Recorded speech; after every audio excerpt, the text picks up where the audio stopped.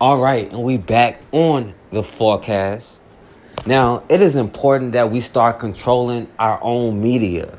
It's important that we control the images that are in our children's head of themselves and the image all of us have. Because when you see the same thing over and over and over, even you start to believe that about yourself. And media is one of the biggest tools that they have and that they use. It's one of their war strategies. And even though they try to censor us, today we can start to control our own images. And it's nothing new. We've always done things to control our own images. Even back during slavery, we used our own forms of media to communicate with each other, to spread news. And they immediately made anti-slavery publications illegal. Because even then, they understood what happens when you control the images that you put into people's mind. That's why they portray us the way they do in media, in the news, on TV, in movies. And the irony is, they really are addicted to us. That's why everything we create and what we do ends up selling. It's just that somebody else take control of the market of it. And they end up getting paid instead of one of us. And despite the images that they portray of us, everybody always seems to follow our trends. There's a reason why they were so addicted to blackface back in the day. And by the way, it was Jewish and Irish actors. Because they love to compare the Irish and Jewish oppression to ours. But they use degrading us as a way to earn their whiteness. And that's what other minority groups try to do. And even though they're trying to make fun of us, blackface is nothing but them trying to imitate us. And that's how they spread their stereotypes of us. There's a reason why movies like Birth of a Nation was shown by the president at the White House. And still today, more than 100 years after that, they take a white woman's word no matter what over a black man. Even if it's evidence against the white woman. It was a reason why we could only play slaves or criminals. And even though it's changing a little bit, they are still in control and make the profit from it like with everything else. And they still control the narrative. And they still try to always sneak in that white savior thing. Like we can't do anything without some kind of white savior coming along. And we have to get off of that. Because we have to have faith in ourselves because we don't have anybody else but us. And we have to have more urgency than they do to maintain their position for us to get out of the position that we are in. And if we can't put aside whatever petty differences we have to stop them from harming us and our children, then we're going to be in this position for a long time. In North Carolina, our brother Kyron Hinton was brutally beaten by Raleigh police. Now let's try to find out what happened to this brother. I was basically assaulted, beaten, kicked, and my dog mauled me about 20 times. At some point in time, yeah, I lost consciousness. I didn't know what was going on. That's the Raleigh man seen on this dash cam video here being beaten and bitten by a police dog. He's talking about what happened that night and what he wants to happen next. And tonight we are hearing more of that interview with Kyron Hinton. Hinton sat down and talked about the incident and what community activists want to see happen now. Joel Brown put together this story just a few minutes ago before he headed out to US 1. It's been almost 2 months since what happened in the middle of Raleigh Boulevard and Yonkers Road, but it was just this week we finally got to see the police tapes of the violent confrontation between Kyron Hinton and those 8 officers. And today we watched it with Kyron.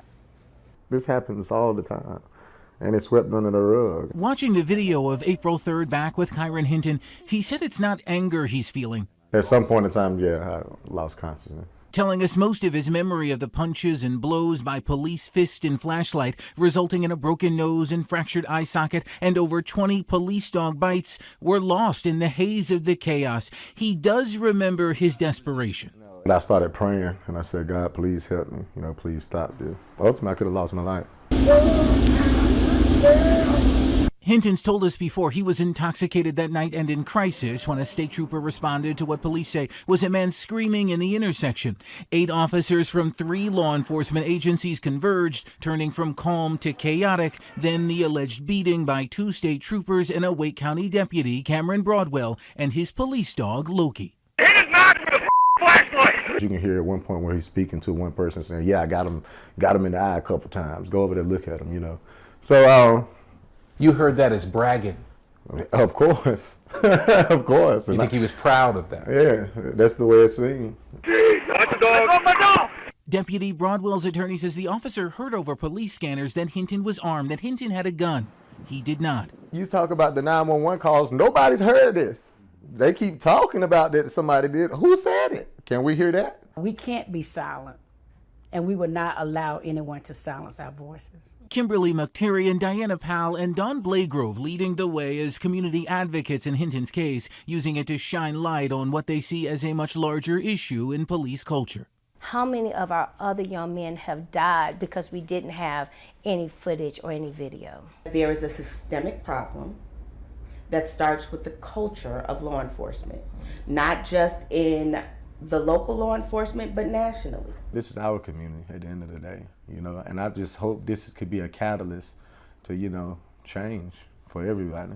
The mother of a man attacked in this video says she could not watch the footage. The man holding the K-9, Deputy Cameron Bradwell, is on trial for felony assault during the arrest of Kyron Hinton last year. CBS 17's Michael Highland is live in Raleigh. And Michael, you talked to Kyron Hinton's mother after she saw that video.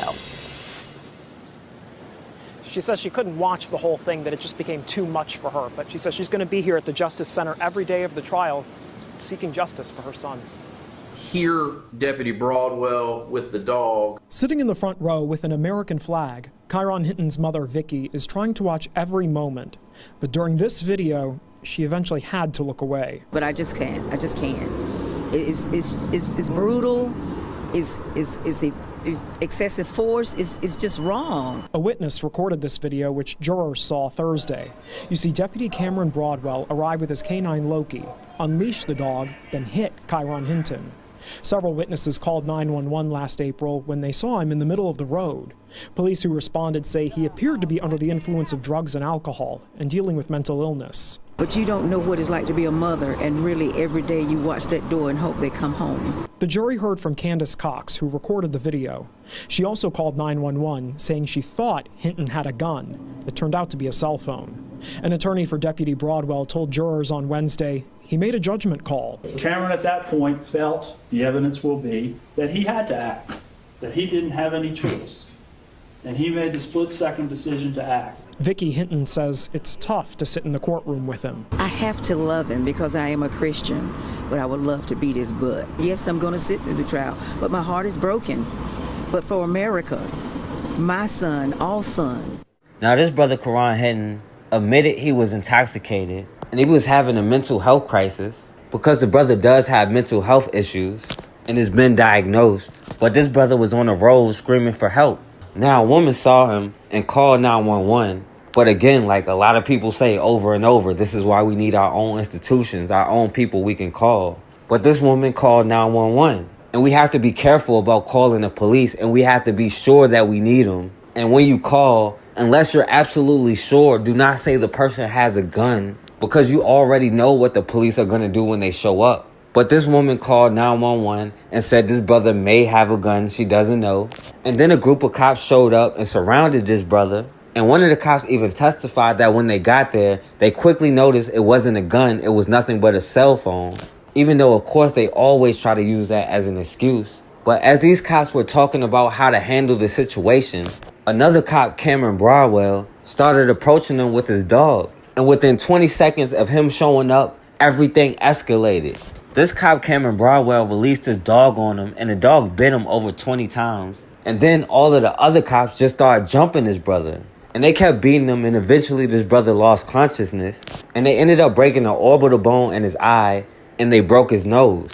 And then after they beat this brother up, they arrested and charged him. And of course, the police didn't show their body camera, but they didn't realize that somebody else was recording.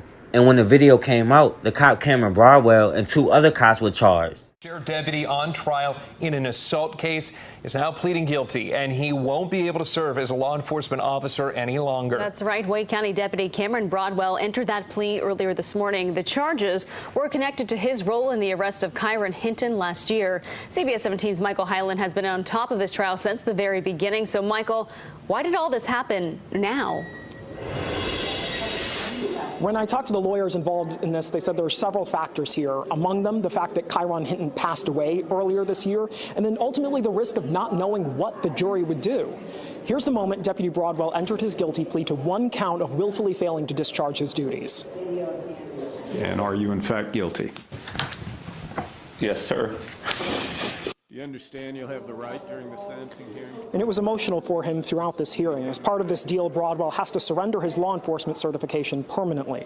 The crime he pleaded guilty to is a misdemeanor for his role in this video you see here. He faced felony assault charges, but those are dropped. The judge sentenced him to 45 days in jail, but suspended that sentence and placed him on probation for a year. He also has to do community service. After that, we spoke to the district attorney and Bradwell's attorney. It's been important to us from the beginning that Mr. Bradwell no longer be able to serve in a law enforcement capacity. This allowed us to ensure that outcome. My advice to any and all law enforcement officers and anyone who is considering going into the profession that they need to get another line of work, because this is just the beginning. And it's not fair. The former state troopers caught on camera during the arrest of Kyron Hinton back in 2018 walked out of court today without serving any jail time. Michael Blake accepted a plea deal in the case, and while he didn't get prison time, under the terms of the deal, he can't serve as a law enforcement officer. CBS 17's Jamise Price was in court and has reaction from prosecutors and the defense.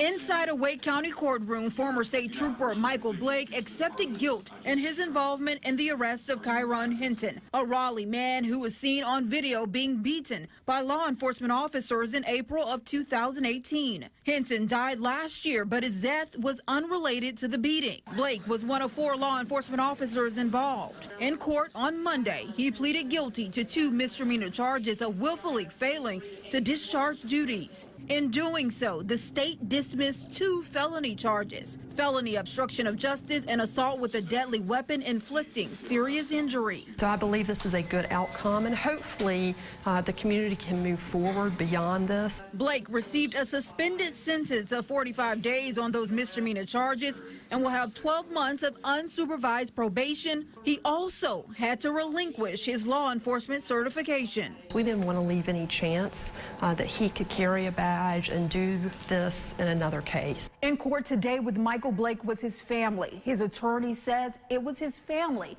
that became the deciding factor in him accepting this plea deal. Sometimes it's better to walk away from things and start again. Blake's attorney, Joe Cheshire, said this was a tough case. If there's someone that's not paying attention to law enforcement demands, who is super strong, and there's a tussle and there's a dog in the middle of the tussle, you've got a real opportunity to be hurt as a law enforcement officer. The death of a man who won a use of force settlement against the city of Raleigh has now been ruled a homicide.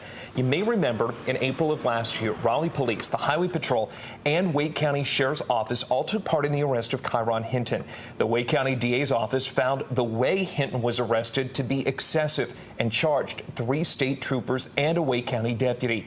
In February, Hinton received a settlement of $82,000. Less than 24 hours later, he was dead.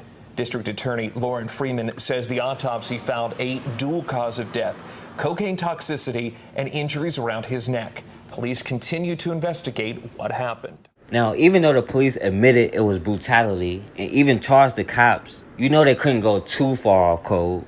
The cop Cameron Bradwell was charged with felony assault. But somehow a felony assault charge turned into 1 count of misdemeanor willfully failing to discharge of his duties, meaning he's guilty of not quitting his job fast enough. And he was sentenced to 45 days in jail, but the judge suspended it. But as a part of the deal, he had to agree never to become a cop again. And we'll see if he does or not. The other cop, Michael Blake, also got a plea deal, and he won't have to spend a day in jail either. But he also has to give up being a police officer. Meanwhile, the charges against Kyron Hinton were dropped, and eventually the city reached a settlement. But the very next day after he received his first settlement payment, he was dead. Now, at first they tried to say it was just a drug overdose, but after an autopsy, they found out it was homicide. And who knows what happened to this brother, but I wouldn't rule anything out, because I know how they get down. But these cops, no matter what they did, get to move on with their life and start fresh. And when they know they can do things like that without punishment, then they're going to keep doing it over and over. In New York, another brother, Fitzroy Gayle, was also beaten up by the police. This time, it was the NYPD. I'm watching. Alright, you hold me by I get my witness. Yo, bro, stay still. Yo, grab it up to me. Alright, look, you see? Oh, bro. What crime did I commit? Look, you gotta hurt me? You gotta hurt me? What did I do? What did I do? What did I do? I did not do anything. He saw me in the park and he said, came out the car and followed me. Why are you following me? Can you answer my question? Look in my eyes. I'm talking to you. Stop moving. Why are you going at your background? I'm happy to be. I just came from work. What's the problem? Look in my eyes. I'm talking to you.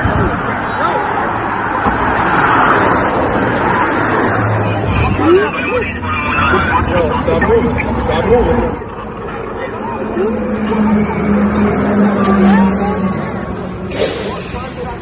Tell me what crime did I commit? Ask if you being detained, bro. I did not commit a crime. Ask if you being detained. He said, come over. He followed me and said, come over here real quick. I'm like, what? Who are you? What crime did I commit? Stop moving. You about to shoot me? Stop moving. I don't have a crime. I don't have a weapon on me. What crime did I commit? You're supposed to do that. That's the law. That's the law. You see me keep your dog in what I'm saying. I'm saying, sir. I know. I did not commit a crime. I did not commit a crime. I did not commit a crime. I did not commit any crime. I did not commit any crime. I did not commit any crime. I did not commit any crime. I did not commit any crime. I did not commit any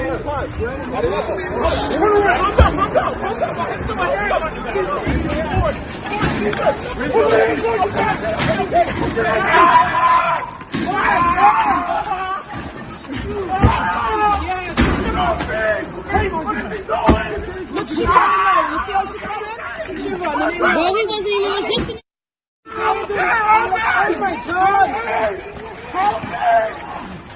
Just so you see what one guy got, nigga, down. Oh my God, look at this one. Why would they do that? I never want to do that. I never want to stop it again. A video posted online of an arrest in Brooklyn is prompting protests of the NYPD. Good evening. I'm Christine Johnson. I'm Dick Brennan in for Maurice Dubois. Welcome back to CBS 2 News and now streaming on CBSN New York. Today, the mayor and police commissioner reacting to that video that's been viewed millions of times. This is people angry by the way it all went down are protesting. CBS 2's Alice Gaynor live now in Canarsie with the details for us. Alice. Christine and Dick, this happened last night. Tonight, a peaceful protest that is just about wrapped up here in front of the 69th Police Precinct. Now, those who attended the rally allege this was police brutality, and they want the Brooklyn DA to investigate. The cell phone video begins after a man has already been stopped by an undercover police officer. I didn't commit any crime, so can you get off me? I'm moving. The person who posted the video on Twitter said that she pulled out her phone once she saw this happening on her walk home. Yo, bro, stay still. The man who was stopped starts walking away as he asks several more times what crime he committed. Police backup comes. Stop moving. I did not commit any crime. I did not commit any crime. The camera moves away and then back, where we see multiple officers approach, and he's taken down.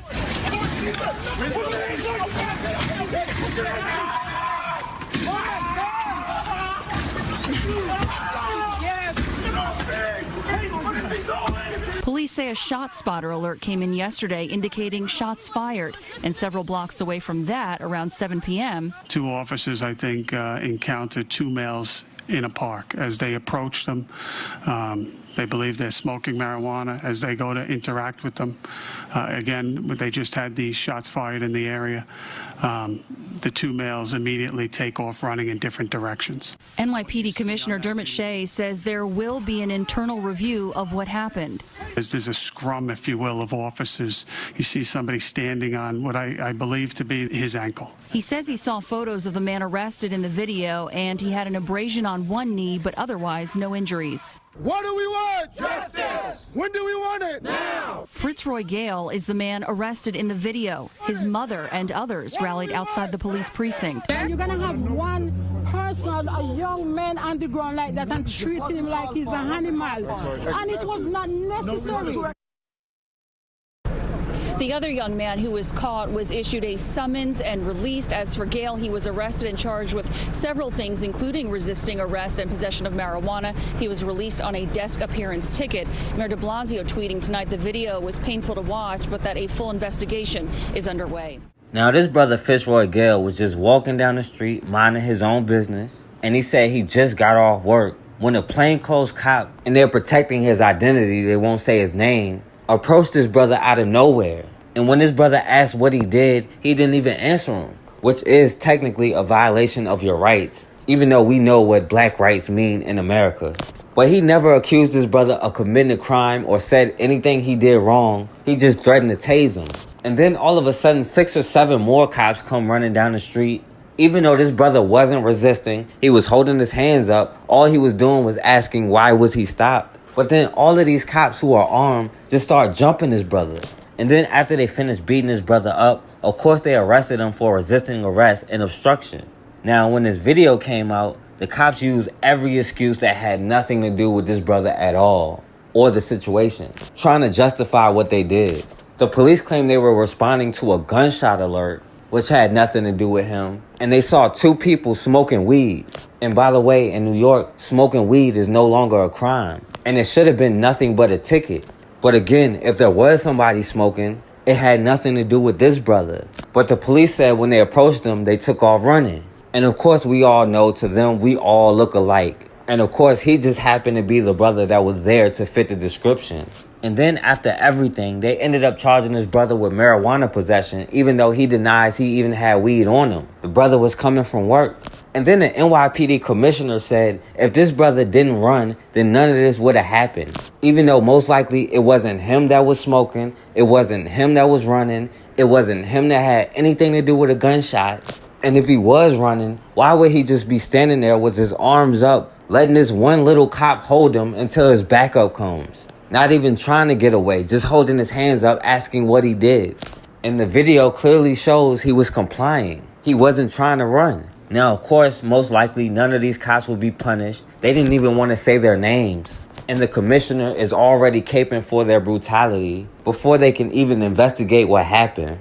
But if we're waiting for them to investigate themselves, to charge themselves, to sentence themselves, for us, we're going to be waiting for a long time. Until we start taking justice, then the same thing will keep happening over and over. At the end of the day, we are all we got. And at some point, enough has to be enough. We have to be motivated enough to do what we have to do. Crack in that bag? That no crack. Man, come on, man. You serious? Man, don't crack in that bag, man. Don't beat the fuck out of me for nothing. Man, what a crack at? He just put it, yeah, he just, I'm saying, I'm recording it. I'm recording it. No, you recorded, she recorded. She recorded. She recorded. She recorded. Get out the way. Run, girl. Go inside. Go inside. Go inside. You don't put your hands on me. Wait. You don't put your gun. Calm down. Calm down. He put his hand on us. We're on the airline. This steward has put his hands on my husband, and he's bad. You need to take a picture of it. Okay, go over here. I said, shut the fuck up. Motherfucker. I will beat the shit out of you. I'm gonna beat the shit out of you. Where are the police? Where are the damn police? You better get off. You better get off. You better get off. You better get off. Where's the police? Where's the police?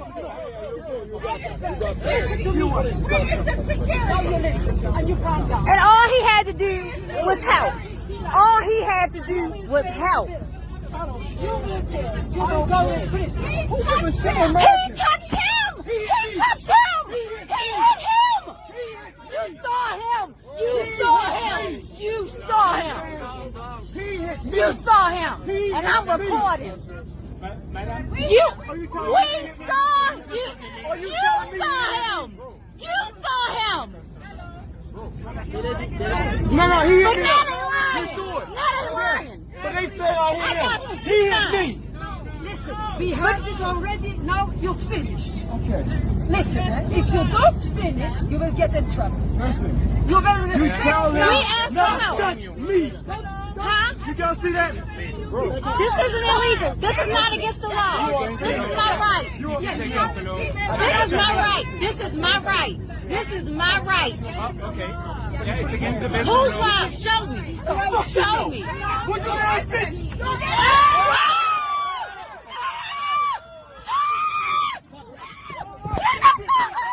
Atlanta-based company is hit with backlash because of a simple commercial. Well, the Honey Pot, it's a plant-based feminine product line, was flooded with negative reviews because some say the ad isn't inclusive. CBS 46's Ashley Thompson, she spoke with the company's founder who is taking the high road.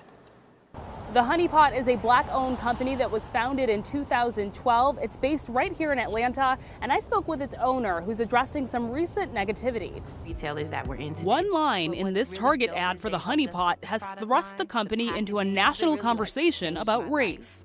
The reason why it's so important for Honey Pot to do well is so the next Black girl that comes up with a great idea, she could have a better opportunity. The Black-owned business was flooded with negative reviews after the spot ran, some even calling the Honey Pot racist for shouting out only Black girls. I'm never surprised by something I don't have control over. Beatrice Dixon, the founder of the plant-based feminine care line, tells me her products are for everyone, not just girls of color. She says all she wanted to do was shed light on inequality in the business world. Basically, between 2017 and 2018, Project Diane reported that out of the $425 billion that was invested into businesses, 0.06% of that went to women, to Black women-led businesses. The internet backlash causing many to go out and support the Honey Pot. Its products now flying off the shelves at Target stores where sales have spiked. We have external washes, we have wipes, we have a line of organic cotton tampons. We have menstrual pads. We spoke with shoppers who are in Dixon's corner. It's saying that we matter too, and that we're allowed to be entrepreneurs and create businesses and be a role model for other young girls. But I think it's a great thing that she's doing it for people like us. I have great gratitude for everybody that has supported us, for everybody that has bought our products, and I love you. Thank you. Dixon says she hopes she can continue to pave the way for young Black entrepreneurs. My friends and I have been asked to leave this Chinese establishment, a restaurant too, simply because we are Black in Nigeria. That's all I have to say. Restaurant chain is looking into allegations of a racial incident at its restaurant in Evansville. Well, many people took to social media over the weekend to respond to what may have happened at the Olive Garden out on the east side on Green River Road. The hostess, who says she was involved in that incident, is speaking out. Eyewitness News' Noah Alatza joins us now with the latest on this. Noah? That's right, Shelley and Brad. The NAACP, along with the Evansville Olive Garden, both say they are continuing to investigate after that alleged incident in which a white server did ask for a white server at that restaurant on Saturday. And we spoke with one of those people involved who says she's angry and wants something to change. In front of all the customers. Two Black employees claim they were targeted with racial discrimination.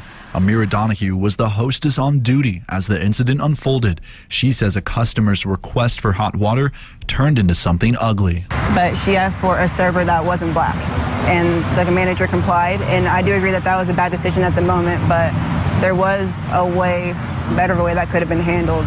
Donahue says the woman's actions didn't stop there. And the lady also made comments about me to my other coworkers, saying that I'm not family friendly, that I should go work at a strip club instead of an Olive Garden, that am I even Black, like am I from here, am I from America, just like offhand comments like that and referring me to like the other one. An Olive Garden spokesman says the company does not tolerate discrimination of any type and that senior leadership is investigating. The Evansville NAACP says it has not received a formal complaint, but it is also investigating. Reverend Gerald Arnold says he is withholding judgment and he wants to make sure everyone's voices are being heard. It's probably not going to be the culture because they have a very diverse staff, a very diverse clientele.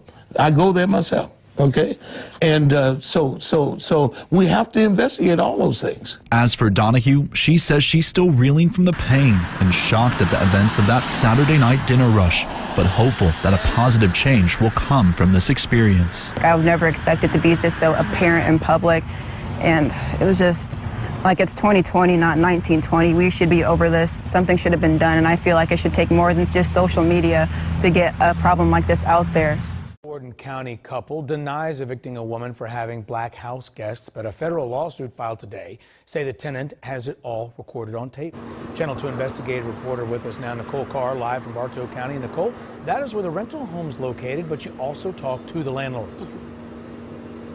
Yes, and like you said, Justin, the couple denies everything, including the existence of a recording. Now, the tenant is white. The house guests that she had, they were black. And she says her landlord came to the door shortly after one of those visits last fall, calling her N-word lover, and it escalated from there. Hi, are you Mr. McCoy? Hi, my name is Nicole Carr. I'm with Channel 2. We just got this lawsuit that was filed today. I headed to Gordon County to find the McCoys. A newly filed federal lawsuit alleges they evicted a tenant from this Bartow County home because she had a black family over for a play date. The complaint says Mr. McCoy called her a N-word lover, and there's a recording of Mrs. McCoy saying, "I don't put up with N-words in my house, and I don't want them on my property." Is there any truth to that? No. No? I'm the best friend I got in Cousins Space. Your best friends are colored? Yes, sir. McCoy asked me if I knew his black neighbor. He said the eviction was necessary. You couldn't walk through it. The people living in it now come down there and hopeless on it. Okay. So it was damaged property, not black people that you had a problem with. So all of this is... I'll sit you down. Let me get the old lady out. Okay. Patricia McCoy also denied the claims. Some of my best friends are black. And talked about damaged property the tenant refutes in the lawsuit. Tore up the bathrooms and window sills and burnt the carpet, had to put new carpet in and everything. But part of me wasn't shocked at all because racism is alive and well today. ACLU of Georgia legal director Sean J. Young. Racial discrimination is wrong. And whether it manifests in the form of this kind of blatant commentary or whether it happens more insidiously behind the scenes, it is wrong in every instance. Yogurt is allegedly at the center of a racial tirade at a hotel in Norfolk. All caught on video. 10 on your side's Tamara Scott has reaction from the victim and the hotel chain. Tamara. Well, Joshua October is a rapper who came to Virginia for the first time this past weekend to perform in a show. But he says after this encounter, this may be the first and last time he visits. Say what you were saying. Come on, boy. Come on, prison boy. Joshua October was supposed to be leaving to do a sound check for his show Thursday morning when a quick grab for yogurt at the Days Inn in Norfolk quickly changed everything. He comes over to the door, stands in front of the door, and he's yelling at me, basically telling me to put it back. I'm like super confused because like yesterday I just grabbed like 3 of these yogurts and nobody was like coming at me. Eventually the man let him pass, but October says the harassment continued, and that's when he knew he needed to record. Prison boy, that old prison boy here. Look at prison boy. Yeah, look at that little dumb haircut he's got. Looks like a mop. It was so judgmental. It was 100% discrimination, and it was 100% racism behind that. October says more than anything, he was confused. In no industry you work in, it could be retail, it could be, you know, food, restaurant, should you ever speak to a guest like that, it doesn't even matter how upset that they got you, like you will get fired for speaking to a guest in that manner. That's when he told the employee in the video.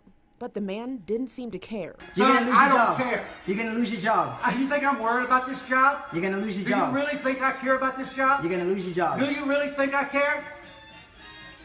I ain't gonna lose my job over you. The Days Inn management team felt differently. In a statement, they said, in part, the comments made are deeply troubling and the individual in question is no longer an employee of the hotel. It does make me feel good, but I mean, the question is, did he learn his lesson? I don't think so, you know. I think that's something that he has to teach within himself to change, and it's not going to happen overnight, and it's not going to happen because he got fired. Tonight, a Southwest Florida fair worker is out of a job after he called a man a racial slur while operating a ride. Video of that incident on Sunday night has been floating around social media. And Fox 4's Rochelle Elaine spoke with the man who filmed the video. She joins us now with the latest on the situation. Rochelle? That man tells me he just wanted to take his kids on a ride, but he tells me after sitting down and strapping in, things took a turn for the worse. Though they came for the rides and the food, several families left the Southwest Florida Fair with a bad taste in their mouth on Sunday. We didn't really know what to do. Just as a group was getting ready to take off on a children's ride. Oh my God. Stop. The ride operator and another man get into a fight after the operator calls that man the N-word. The guy wouldn't let the gentleman's kids on the rides. I'm not sure why. I could hear him call his wife a. Once the fight broke up, everyone was removed from the ride. I spoke to a man who witnessed the whole incident, and he says the fight happened in front of a bunch of kids, including his own. I mean, that guy definitely should be fired. There's no excuse for that. I mean, especially being around kids. According to the company that supplies fair workers to Lee County, that worker has been fired. The company went on to say in a statement that it does not and will not condone discriminatory behavior. The Southwest Florida Fair Management team echoed that thought in a separate statement to Fox 4. But despite the swift actions of management, the man I spoke to says he may not be as quick to come back to next year's fair. Probably think twice next time, maybe I'll wait a couple days to see if there's anything, if anybody's posted about it, and, maybe we'll check it out then. We've requested the name of that fair worker, but it has not been released to us. It'll destroy my reputation, I'm sure, but my character won't change. Now fired Oklahoma Christian University recruiter Cedric Sunray sitting down with News 4 after the exercise he calls an icebreaker ignited a firestorm. He said, okay, everyone, now line up from darkest to lightest skin complexion. He told us to line up nappiest hair in the back and straightest hair in the front. Sunray defending it, saying he's done the exact same presentation 87 times just this year. I break the teams into 4 teams, and whoever's in there, and then I say, line up darkest to the front, lightest to the back. From the largest afro to the tightest braid to the blondest hair, blue-eyed student, they all want to know that they're valued and they're warranted, and so that's the kind of programs that I provide. The educator of 20 years fired within an hour. The president of OC apologizing to the university before making a personal visit to Harding Charter Prep on Monday. I'm very ashamed and embarrassed. I'm mad about this. We caught up with 11th grader Corey Todd again. I accept who I am and who I look like, so I feel like I don't need an exercise from a college recruiter to tell me that personally. It's about breaking down all those walls. Sunray tells News 4 he's already been hired by another Metro university. He won't say which one, but admits his teaching is unorthodox. Will you do this exercise again? Oh, yes. You're going to keep doing it? I've been doing this exercise for years and years because we have to have these discussions. And one thing he says he will do differently is a more upfront explanation about the exercise. He shouldn't be in the school field if that's his message. Oklahoma Christian just up the road tells me they will be having multicultural training and they will be screening their presentations for the future. There was somewhat of an altercation, verbal. As there usually is between students, but this altercation about 2 weeks ago at Garrett County Middle School escalated. One child called my child the N-word, and from my understanding, the teacher heard it, and then she proceeded to correct the child that said it and said that you're saying it inappropriately, this is how you say it. It was just hours before school officials called parent Patrick Elkhorn. Then his child came home to tell him what happened. And that's when I went to the superintendent's office and he and I had a conversation about it. You have to give a person an opportunity to make a situation right. Elkhorn waited a week as an investigation was conducted, and the result, per recommendation of the school lawyer? We've written a letter of reprimand put in her folder, permanent folder, and we don't expect that to happen again. Elkhorn isn't satisfied. The punishment doesn't fit the crime, in my personal opinion. After talking with the school attorney, the superintendent says only so much can be done to punish this teacher, and the reason? She's a 21-year veteran teacher. Tenure. However, the teacher did send a letter to apologize. In it, she claims she repeated the word in class without thinking first. Well, I'm not satisfied with a written apology from the language in the letter.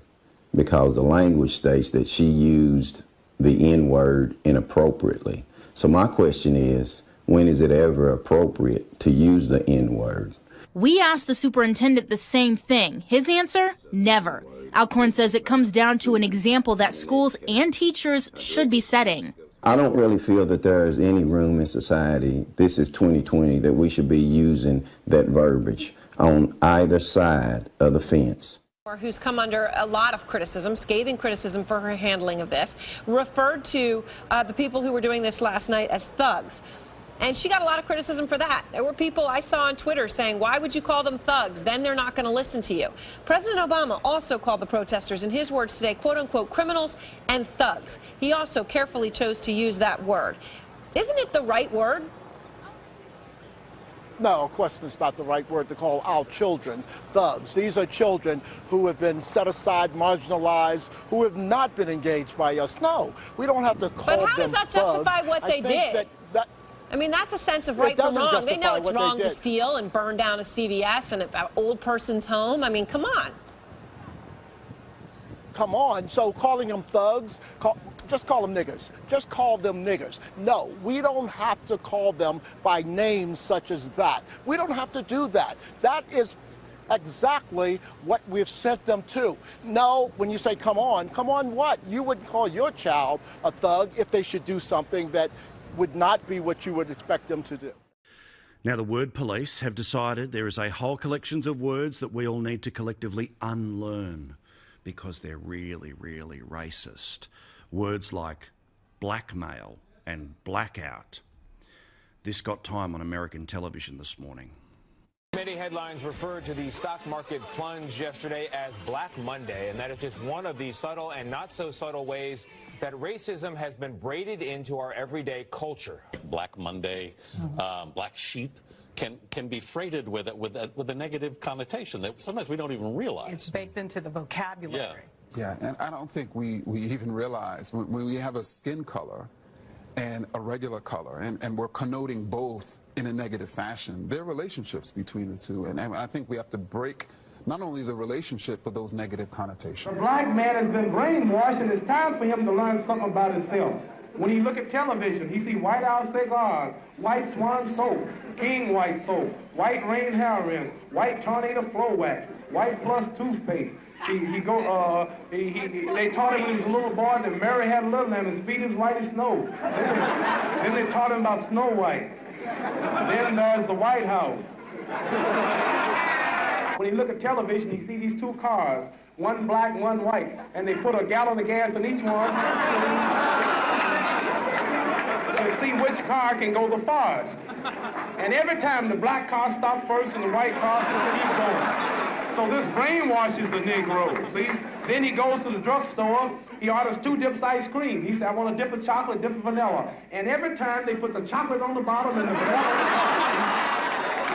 top. When the so-called Negro, the way the educational system has been outlined, he's been brainwashed. He needs to learn something about black. So when he goes to the grocery store, he goes get cake. He sees the angel food cake is the white cake, and the devil food cake is the chocolate cake. Everything bad is black. So he's been brainwashed. So now he needs to be taught something about himself so he can be proud and quit worrying you and pushing you out of your neighborhoods, quit running your daughter, and quit chasing you out of your schools. And every day you got a headache with this Negro that has been brainwashed by your kind. So now it's our job to re-brainwash him, to teach him that rich dirt is black dirt. Don't feel bad. Strong coffee is black coffee. You understand? You make your wheat integrated. So now he feels proud. Now he's not begging no more. Now he wants to be himself. He's not worrying you no more. So he needs some black history and he needs some black culture so he'll know who he is and be proud to be who he is and quit worrying you so much.